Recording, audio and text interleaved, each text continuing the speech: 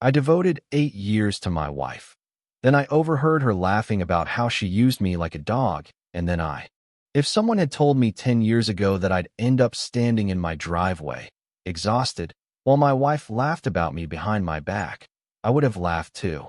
Yet there I was, boots still dusty from another 10-hour week of driving, listening through the open window as Heather and her friends turned me into the butt of some drunken joke about loyalty and obedience.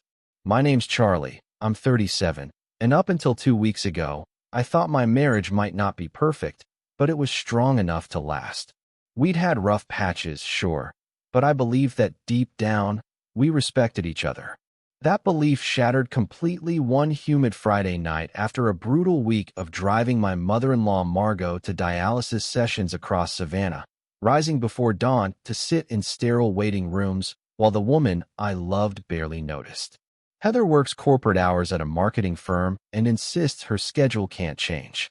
Meanwhile, my flexible work as a mechanic meant I picked up the slack. I didn't complain, not when it mattered. Family was family. That's what I thought, even when it wrecked my sleep and shredded my weekends. But pulling into the driveway that night, seeing Bridget's little red car and two other cars I knew from Heather's happy hour crew, I had no idea the real damage was already done. I figured they were drinking and laughing on the back porch. Through the cracked bedroom window, I could hear their voices. I moved quietly, aiming for a shower and maybe a beer if I could stay awake long enough. Then I heard Bridget's voice, cutting clear and sharp through the warm air. Charlie's like a mutt you trained too well. Obedient, pathetic, too dumb to realize he's nothing but a tool. I stood frozen in the hallway, boot halfway off, the bag still hanging off my shoulder. I heard Heather's laughter, not polite or restrained but loud, spilling her wine and gasping. Don't insult mutts like that. At least mutts have purpose. The porch erupted in high-pitched laughter that made my skin crawl. I stood there in that hallway for almost a full minute, realizing with sick certainty that the woman I'd woken up for at 4 in the morning for years thought of me as disposable. I wanted to burst outside, flip their stupid wine table, tell them exactly what kind of pathetic people they really were. But instead, something inside me turned mechanical, cold. I finished taking off my boots, climbed the stairs, and stood under the hottest shower I could manage, scalding myself raw while the echoes of their laughter bounced inside my skull. When I came downstairs, Heather barely glanced at me, waving her wine glass lazily in my direction. "Hey, babe, we're on the porch if you want to join," she slurred. I muttered something about being tired and going to bed early. She didn't even register it. That night, I lay on my back, staring at the ceiling fan spinning above me, feeling something inside my chest tighten and refuse to let go. Hours passed while I replayed moments I should have seen more clearly. The snide jokes when friends were over, the way she interrupted my stories to show TikToks, the endless little jabs disguised as jokes. At 3 a.m., I was still scrolling through old texts, finding one from just last month where I asked her to pick up groceries. Her reply, "Can't you do it? It's not like you have anything important going on." That day, I'd installed a new water heater to replace the one that flooded our basement. Saturday morning came too soon. I was back in my truck before dawn, pouring stale gas station coffee into my mouth while talking to the cracked dashboard like it was an old friend. I laid it all out to the F-150. The betrayal, the exhaustion, the creeping realization that somewhere along the line, I had become invisible to my own wife. By the time I dropped Margot off at noon, I had made 2 decisions. First call was to Gavin, my oldest friend, a guy who knew exactly what divorce looked like from the inside. After hearing me out, he didn't sugarcoat it. "Brother, you're not a dog. You're a draft horse they're riding into the ground and laughing about afterward." Second call was to Tomas, my financial advisor, who immediately started walking me through ways to shield myself. The saddest part is that Margot had no idea what her daughter had become. Just the day before, she'd gripped my hand in the waiting room, tears in her eyes, thanking me for being the son she never had. If she knew what Heather really thought, it would have crushed her completely. That weekend I moved around the house like a ghost, all but invisible. Heather didn't notice. Too busy planning weekend trips and posting selfies to Instagram. laughing with her friends about memes while I fixed the leaky sink she never even mentioned anymore. But something in me had shifted, solid and permanent, like a transmission slipping into low gear for the long uphill haul. I wasn't going to shout. I wasn't going to beg. I wasn't going to plead for scraps of respect from someone who couldn't even see the wreckage she'd caused. I was going to dismantle this life we built piece by piece, methodically and without hesitation, the same way you tear down an engine that's beyond repair. Because after 8 years, I finally realized something I should have known much sooner. Love without respect isn't loyalty. It's slow death by 1,000 cuts. And I was done dying for someone who thought I was less than nothing.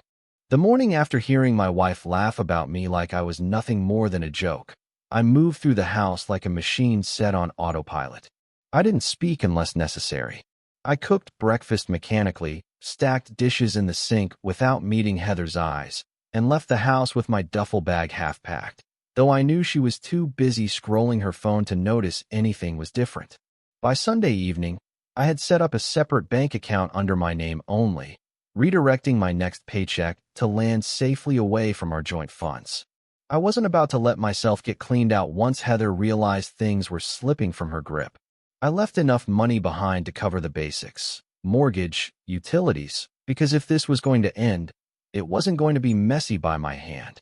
I wanted a clean, clinical exit, the kind where no one could ever accuse me of being cruel or reckless. Heather spent that evening in the living room, sprawled across the couch with a glass of wine balanced on her stomach, laughing at something Bridget had texted. She barely looked up when I crossed the room. I watched her for a moment, wondering how long she had been slipping away from me, how long she had seen me not as her partner, but as something lesser, something utilitarian, like a screwdriver left forgotten in a toolbox. Monday morning, I made a quiet call to Margot's doctor's office and asked if we could reschedule her dialysis appointments to later times. I explained it carefully, hiding the ugly truth behind words like schedule conflicts and emergency work obligations. To my surprise, the receptionist was understanding, and within an hour, Margot's new slots were confirmed. Now I would only have to drive her before dawn once a week instead of 3 times. A small victory, but it felt like a crack of light through a heavy steel door. Heather still hadn't noticed a thing. She breezed through our mornings humming under her breath, oblivious to the fact that I was already halfway out the door emotionally, if not yet physically.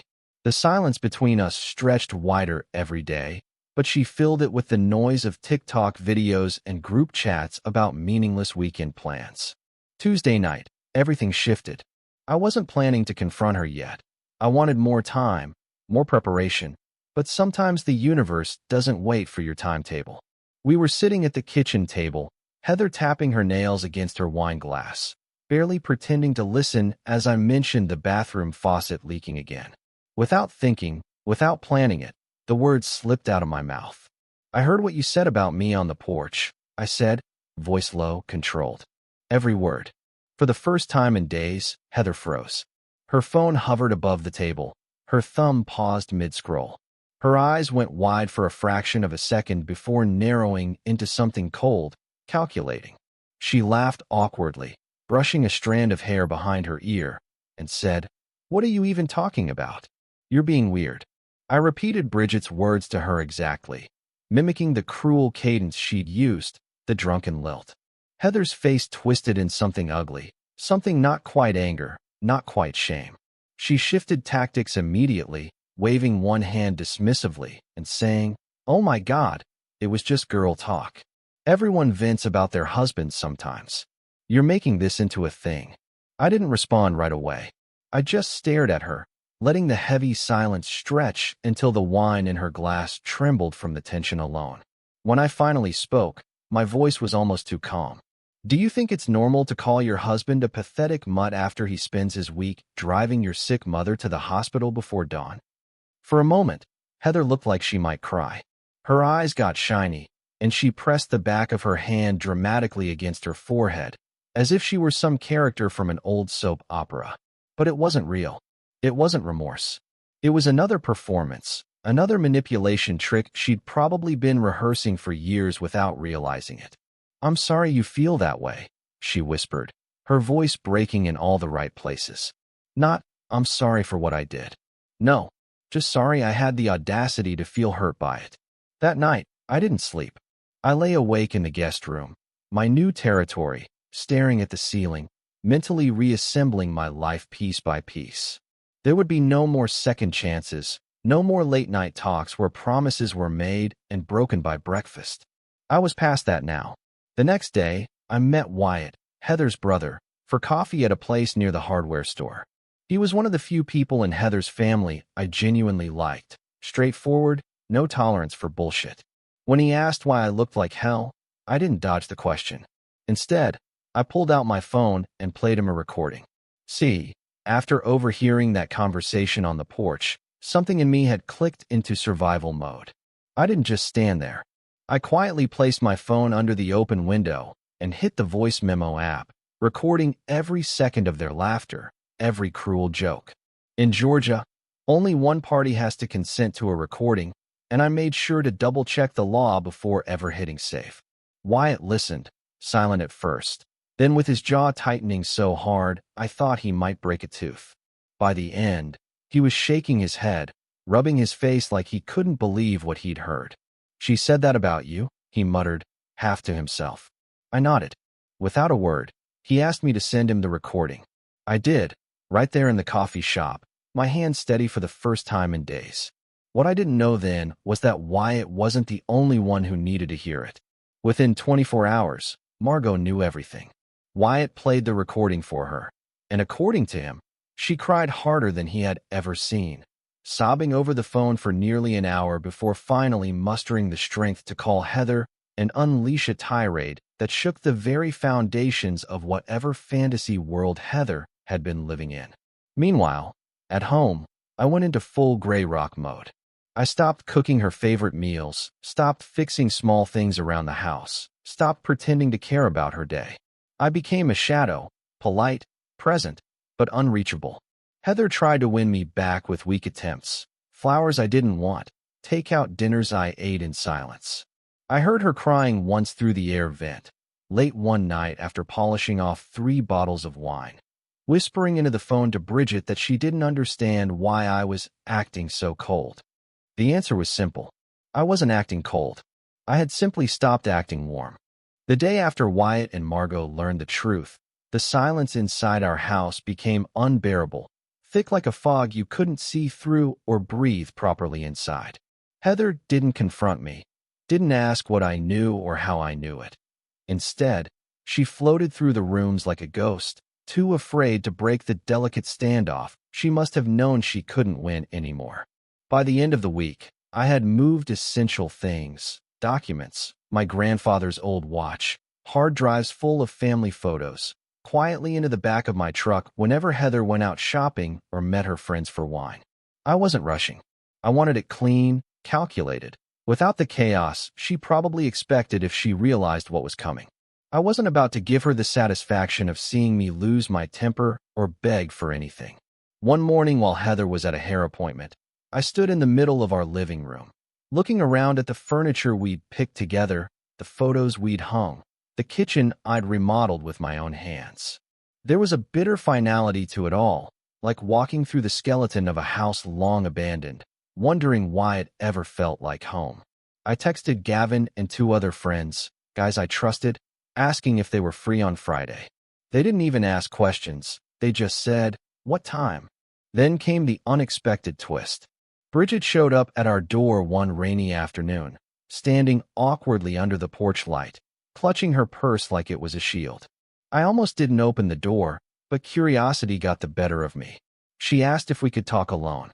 I nodded, stepping aside and letting her into the living room, wondering what fresh damage control Heather's friends were about to attempt. To my surprise, Bridget didn't defend Heather. She apologized, sincerely, not the fake, teary kind Heather specialized in, but the real kind, heavy and awkward, the kind that costs people something. She said the night on the porch haunted her, that hearing Wyatt's anger and Margot's devastation had forced her to look in the mirror. Then she told me something that hit harder than any insult I had overheard. According to Bridget, Heather had been mocking me for months, maybe longer, to anyone who would listen.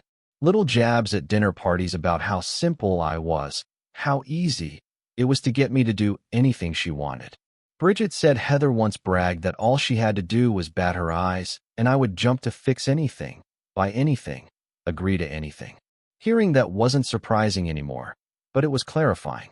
It was the missing piece that snapped everything into place, the final proof that the woman I thought I married had been gone long before I realized it. I thanked Bridget for her honesty, though part of me wondered if guilt, fear, or self-preservation was driving her visit. Either way, it didn't matter. I had what I needed. By Friday morning, everything was ready. Heather left the house around 10:30 for some overpriced brunch downtown. I had booked the moving truck for 11. Gavin and the others showed up early, coffees in hand, no questions asked. We worked quickly, like soldiers on a battlefield, knowing that every extra minute carried a risk. I didn't take everything, only exactly half, as cleanly as possible. No fighting over the coffee table or the kitchenware. I wanted no reason for her to accuse me of theft, cruelty, or recklessness. By 3 in the afternoon, we were done. The house looked eerily balanced. Empty spaces where my things used to be, but enough left behind that it would take Heather a moment to realize what had happened. I placed a single sheet of paper on the kitchen table, a short, polite note explaining that I was moving out, that our marriage was over, and that from this moment forward, all communication would happen via email. I promised to continue taking Margot to her appointments, regardless of what happened between Heather and me. I meant that. Margot deserved better than what she had raised. I locked the door behind me for the last time, dropped the keys into the mailbox slot, and drove away without looking back. I arrived at Jenna's house by late afternoon, exhausted in a way that sleep couldn't fix. She greeted me with a hug, no words needed, just quiet understanding. She showed me the guest room she'd prepared, fresh sheets, space in the closet, a little note on the pillow that simply said, "Welcome home." I sat on her porch that evening with a cold beer in my hand, watching the sun slip behind the trees, and for the first time in a long time, I didn't feel trapped inside my own skin. The texts started around 7 o'clock. At first, they were panicked. "Where are you? Is something wrong? Your truck's gone." I didn't reply. 10 minutes later came anger. "You can't just leave like this. You're abandoning me. Everyone's going to know what you did." And then the bargaining began. "Please come home. We can fix this. I'll go to counseling. I'll do anything." I sent one message, short, final, unshakable. "I'm safe. I'm staying with family. All communication needs to go through email." Then I muted her number. That night, I slept for the first time in weeks. Real sleep, heavy and dreamless, like dropping anchor after drifting too long in a storm. The next morning, I took Margot to her appointment as promised. She didn't say anything at first, just squeezed my hand a little harder than usual. When we sat together in the waiting room, she turned to me, her voice shaky but firm, and told me she was ashamed of how Heather had treated me. She said no matter what happened between Heather and me, I would always be family to her. I nearly lost it right there in that plastic chair under the flickering fluorescent lights. When I checked my email later that day, there were 17 messages from Heather, some full of rage, others full of apologies, some practical, asking about bills and logistics. I paid my half of the mortgage and utilities for that month like I promised. Then I canceled every automatic payment I had set up for her, the car insurance, the cable, her endless subscriptions to streaming services. Let her learn what real responsibility feels like. That afternoon, I called a divorce attorney. The consultation was set for Monday, and for the first time in 8 years, I finally felt like I had my own hands back on the wheel of my life. Monday morning came with heavy rain tapping against the windows, the kind of endless southern spring storm that makes everything feel slower, heavier, more final. I drove downtown to the attorney's office, windshield wipers fighting the downpour, feeling a strange sense of detachment, like I was watching someone else's life happen from outside the glass. The attorney, Mr. Cole, was older, sharp-eyed, and didn't waste my time with fake sympathy. He walked me through the divorce process in Georgia, community property laws, division of assets, the possibility of mediation if Heather cooperated. I laid everything out, every recording, every bank move, every quiet preparation. He nodded approvingly, said I had done half his work already. As I left his office, I got a text from Wyatt asking if we could meet that evening. We grabbed coffee again, sitting in the same spot as before. Wyatt looked exhausted, circles under his eyes deep enough to be shadows. He told me Heather had been calling him 20 times a day, switching between sobbing fits and furious rants, even showing up at his apartment past midnight and waking up his toddler pounding on the door. The final straw, he said, was when she demanded he convince Margot to stop speaking to me. Margot's response had been simple and brutal. She told Heather to grow up and face the consequences of her own actions. After that, Wyatt had blocked Heather's number too. Tuesday and Wednesday passed strangely quiet. No new texts, no random emails. I knew better than to believe the storm had passed. It was just gathering somewhere else, waiting to strike harder. Thursday afternoon, after taking Margot to her now slightly later dialysis appointment, the Real explosion hit. Heather posted a long, self-pitying essay on Facebook, tagging mutual friends, spinning a sob story about abandonment, betrayal, and emotional cruelty. She painted herself as the victim of a cold, heartless husband who walked away without warning, leaving her to pick up the pieces alone. But the comments section didn't go the way she wanted. Wyatt posted a simple question mark under it. Bridget, to my surprise, commented that maybe people should hear both sides before making judgments. And then Gavin, bless that man, dropped the hammer. Funny how you forgot to mention calling your hard-working husband a pathetic dog while he was driving your mother to her dialysis treatments.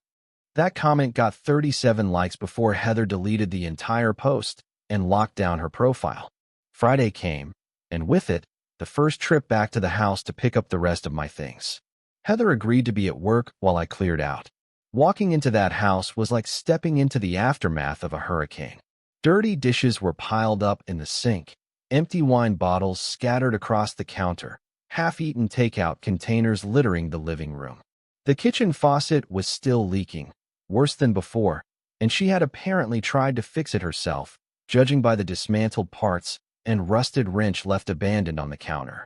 For a brief moment, my old instincts kicked in. I almost reached for the tools, almost started tightening fittings and resealing the pipes. Then I caught myself. Not my house anymore. Not my responsibility. I gathered the last of my things quickly, packing the few items I hadn't grabbed during the first move. In the garage, while loading the final boxes, I got a text from an unknown number. It was Taylor, another member of Heather's wine porch crew, asking if we could talk. Curious despite myself, I replied, and she sent a long paragraph begging me to reconsider the divorce, saying Heather was really struggling and that I should give her another chance. Apparently, Heather had spun some half-truths about how the incident on the porch was a joke gone too far, nothing serious. I didn't bother arguing. I sent one short message back. Would you stay married to someone who laughed about you being pathetic and useless behind your back? Taylor never replied. Sunday afternoon, Margot invited me to her small apartment for dinner, just the two of us. She cooked her famous pot roast, the one she used to make for Heather's birthdays back, when we still pretended everything was fine. Over dinner, she talked about her treatments, her hopes for a transplant in the future, small plans like visiting her sister if her health improved. Toward the end of the night, she pulled out a small velvet box and handed it to me without a word. Inside was her father's old pocket watch, worn but still ticking steadily. She told me she had always intended to give it to the son she never had, and now it was mine if I wanted it. I sat in my truck afterward for a long time, turning that watch over in my hand, feeling the weight of it, the history, the kindness, the heartbreaking reminder that not all families are built by blood. By Monday, another storm rolled in, not the weather this time, but Heather herself. It was around 9 at night when headlights swept across Jenna's living room. Heather's car screeched into the driveway, parked crooked, hazard lights flashing. Jenna and I exchanged a look. She asked quietly if she should call the cops. I told her to wait. Heather pounded on the door, shouting my name, demanding to talk. Jenna cracked the door open with the chain still attached, warning her to back up before she called the police. Heather staggered back into the rain, mascara streaming down her face, clothes plastered to her skin, screaming accusations at the top of her lungs. She screamed that I had abandoned her, that I was cruel, heartless, selfish, that she couldn't pay her credit cards because of me, that her car needed new brakes and she couldn't afford the repairs, that everyone was turning against her because I had poisoned them with lies. Not once did she apologize for anything she had actually done. I stood there silently in the doorway, watching this woman unravel, feeling nothing but a deep, hollow sort of pity, not for her, but for the years I had wasted believing she would ever change. Finally, when she paused to catch her breath, I spoke. "I'm not enjoying your pain," I said calmly, "but I'm not responsible for it either." She started to argue, but I raised a hand to cut her off. "You showed me exactly who you are. I'm just finally believing it." Then, for the final blow, I added, "I'll continue helping Margot with her treatments, whether you can or not, because that's what decent people do." Heather looked like I had slapped her. She stood there, rain dripping from her hair, mouth opening and closing without any sound coming out. She whispered, "One mistake. You're throwing away 8 years over one stupid mistake." I pulled out my phone and, without saying a word, played a voice memo. Not just the porch conversation, but 3 more recordings, moments she didn't know I had captured. Her bragging to Bridget about manipulating me, her mocking my job, her laughing about how easy it was to guilt me into anything she wanted. Heather's face drained of all color. "You recorded me," she croaked. "Georgia's a one-party consent state," I said simply. Heather turned and stumbled to her car, driving off into the storm without another word. And for the first time since this nightmare began, I closed the door behind her and felt truly, completely free. The days after Heather stormed off into the rain were eerily quiet, almost peaceful, like the moment after a brutal storm when all you can hear is the dripping of water from broken branches. I moved the rest of my things into my small apartment across town, a plain 2-bedroom place near Margot's neighborhood. Simple, but enough. A bed, a kitchen that worked, and a view of the river if I leaned just right off the porch. Meanwhile, Heather's world kept shrinking. Wyatt texted me 2 days later saying Heather had called their parents asking for money to help cover the mortgage and credit cards now that I wasn't paying anymore. They refused. Apparently, they told her that she needed to start taking responsibility for her life, instead of blaming everyone else for the mess she created. The house we used to share was falling apart without me there to fix everything. The overdue utility bills, the broken faucet, the leaking dishwasher, all the things I used to handle quietly, automatically, like it was part of breathing. It didn't take long for Heather to realize that Instagram filters couldn't hide unpaid electric bills or a mortgage company sending warning letters. I heard through Jenna that Heather had started looking for a roommate. She couldn't afford the house on her salary alone, not after years of pretending money would never run out if you ignored reality hard enough. The divorce moved faster than I expected. We met with a mediator 2 weeks later, a plain little office with old coffee stains on the table and chairs that squeaked when you leaned back. Heather looked different, smaller, somehow, like a deflated balloon. No screaming, no demands. She just nodded quietly when the mediator laid out the split. She kept the house and the mortgage. I kept my truck, my tools, and my savings. We divided the accounts evenly. No alimony, no extra conditions. As we stood outside afterward, Heather asked if we could talk privately for a minute. Against my better judgment, I agreed, curious more than anything else about what final performance she would put on. For once, she didn't beg. She didn't scream. She actually apologized, a real one, the kind you don't expect to hear from people like her. She admitted she had taken me for granted, that she thought I would always stay no matter how many times she treated me like an afterthought. She said she never really considered what her life would look like if I stopped picking up the pieces for her. I thanked her for saying it, but I didn't offer her anything more. No promises, no reassurances. I told her I hoped she found whatever she was looking for someday. Then I turned and walked away without looking back. Life didn't magically become perfect after that. It never does.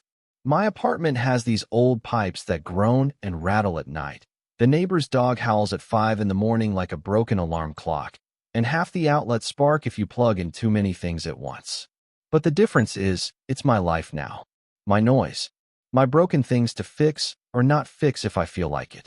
Margot's health kept improving, slowly but surely. The doctors said if she stayed steady, she might be a candidate for a transplant next year. I kept driving her to appointments, fixing things around her apartment, staying for dinner when she insisted. She never treated me like a tool or a convenience. She treated me like a person. I started working weekends again with Gavin, helping him rebuild a deck at his new place. Payment came in the form of cold beer and bad barbecue.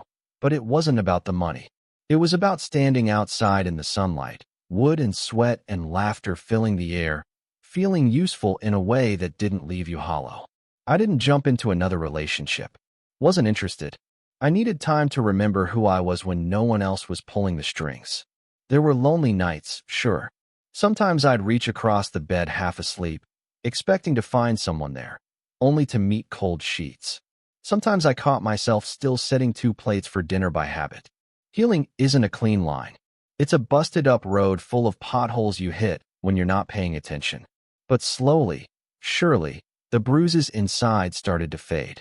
The last thing I ever heard about Heather came from Jenna one lazy Saturday, when we were drinking sweet tea on her porch. Apparently, Heather tried to date again, some guy she met through friends, but it didn't last long. He moved out after 2 months, citing constant drama and unrealistic expectations. Funny how some lessons only stick when you have no one left to blame but yourself. Sometimes people ask if I regret the years I spent with Heather, all the time and energy poured into a relationship that ended with her mocking me like a party trick. The honest answer? No, because those years taught me what loyalty should look like and what it absolutely shouldn't. They taught me that loving someone doesn't mean letting them walk all over you. That staying isn't the same thing as strength if the person you're staying for doesn't respect you. Most importantly, they taught me that when an engine seizes up from neglect and abuse, sometimes the best thing you can do isn't try to patch it. Sometimes the best thing you can do is cut your losses, walk away, and find a new machine worth building, one where every bolt is tightened by your own hands. These days, my hands are dirty again, just the way I like them. Grease under the nails, sunlight on my back, sweat running into my eyes as I rebuild an old engine on weekends for no reason other than the simple, stubborn joy of it. Nobody calls me a mutt anymore. Nobody laughs behind my back while I carry their weight. I'm not someone's obedient dog. I'm my own man, and I'll never let myself forget it again.